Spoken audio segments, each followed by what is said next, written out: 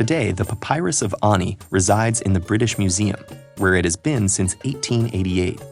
Only Ani, if anyone, knows what really happened after his death. But thanks to his Book of the Dead, we can imagine him happily tending his crops for all eternity.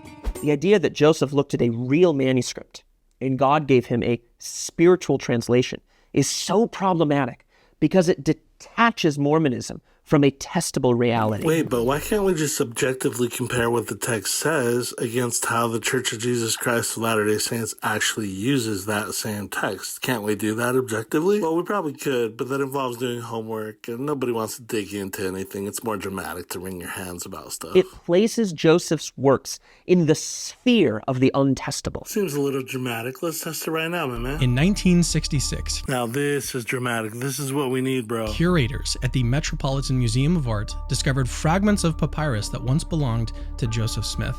In 1967, they returned these fragments to the Mormon Church. For the first time in over a century, modern Egyptologists could directly study the exact scrolls from which Joseph claimed to have translated the Book of Abraham.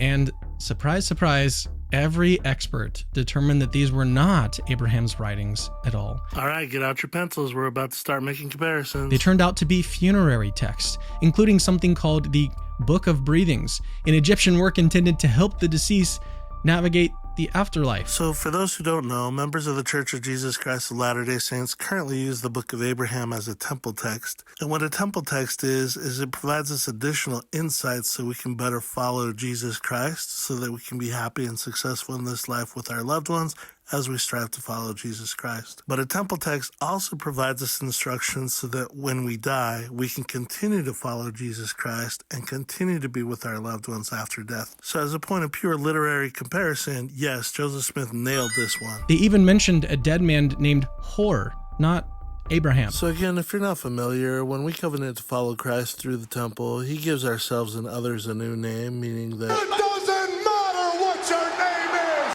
because we plug our own names into any scriptures applicable to us like we were taught by the Egyptians. So this guide through the afterlife being written for a dead person with a completely different name, that's exactly how we'd use it. And this one checks out. Such funerary texts were originally written only for pharaohs. Now remember, the pharaohs were considered to be gods. But with time, the Egyptians came to believe regular people could also reach the afterlife, if they succeeded in the passage. So you're saying common funerary texts like the one the Book of Abraham turns out to be can help normal people end up like the gods? Check. Ani's epic journey begins with his death. His body is mummified by a team